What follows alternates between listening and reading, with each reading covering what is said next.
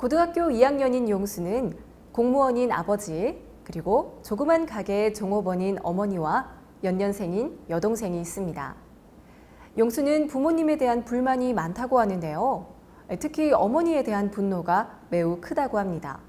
아버지는 화가 나면 언어폭력과 신체폭력을 가하긴 하지만 진로에 대해서 심하게 강요하진 않는데, 어머니는 대학을 꼭 가야 한다고 강요를 하고 다니기 싫은 학원을 억지로 다니게 한다고 하네요.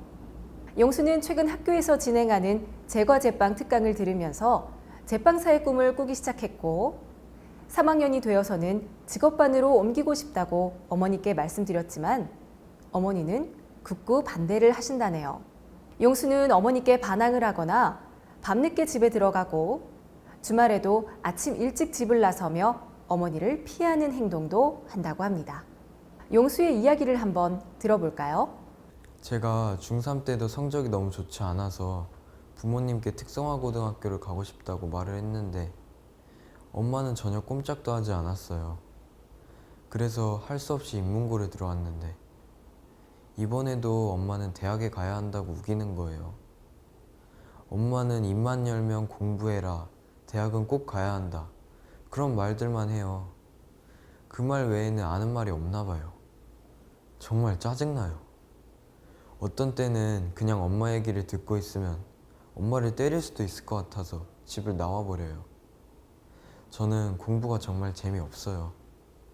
중2 때부터 공부를 포기했어요.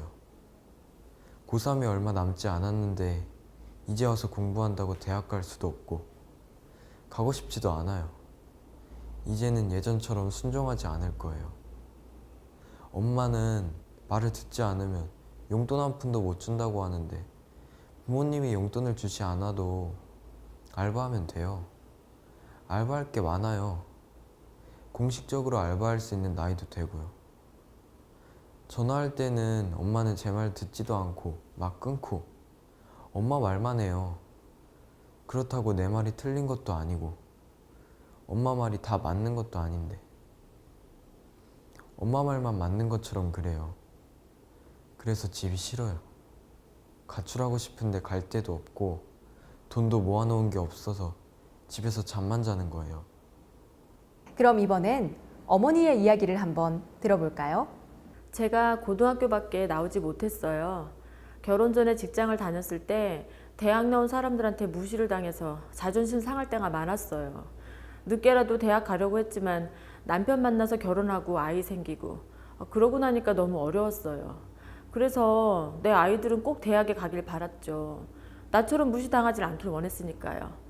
그리고 요즘은 예전 같지 않아서 너도 나도 다 대학 가잖아요. 오히려 대학 가지 않은 애들이 몇 안 되잖아요.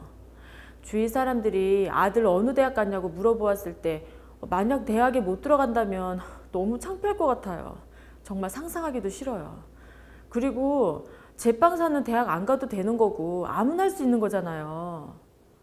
흔히 진로 문제는 학생과 학부모님 사이의 괴리감이 상당히 크게 나타나는 경우가 많죠.